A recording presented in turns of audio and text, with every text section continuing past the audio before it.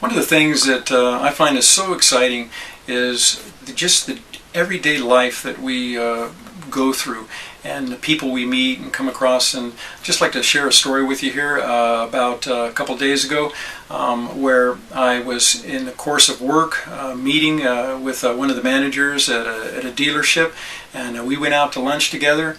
And he started telling me about his wife, how she's really tough and all this kind of thing.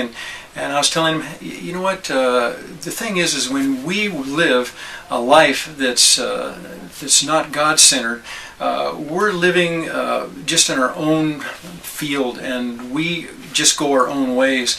And I said, but the cool thing is that when you come to faith in Jesus, then now you are striving toward a common goal, and that really brings a marriage together. And so I had the opportunity to share the gospel with him in depth about the fact that we're all sinners and we all fall short of the glory of God, and that there's only one who's paved the way for us to be with the Father, with God forever, and that's Jesus Christ. And so when I asked him, what would you do if God was up there and he asked you, why should I let you into heaven? And he was just saying, well, you know, I guess I'd just be grateful to get whatever I deserve. And I was telling him, well, the thing is that we're sinners, and what we deserve is hell.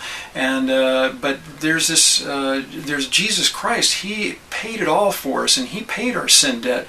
And I even went into the fact about in the Roman prisons and everything, about when Jesus nailing the written code against the cross and said, finished, it's paid in full, and went through that with him. And he was really touched by it, because by the end of the time we were finishing up with lunch here, he says, Dave, you've given me a lot to think about, and I have a heavy heart here. And I was to tell him about, well, I share with my wife too, and it took a few years before she came to the Lord, and she told me, don't preach to me and preach at me. And he said, well, Dave, it may take 8 years for my wife, but I said, hey, God has time. I mean, today is the day of salvation, but you need to get started on that. And these are just things that we come across if we're alert to what God is doing in our lives and the people he's placing there, because nothing's by accident.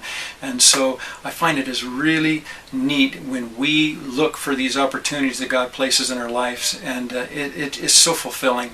And I'm just excited each day to go out to see just what the Lord's going to have. And that was just a really cool opportunity and a neat engagement that I had a couple of days ago.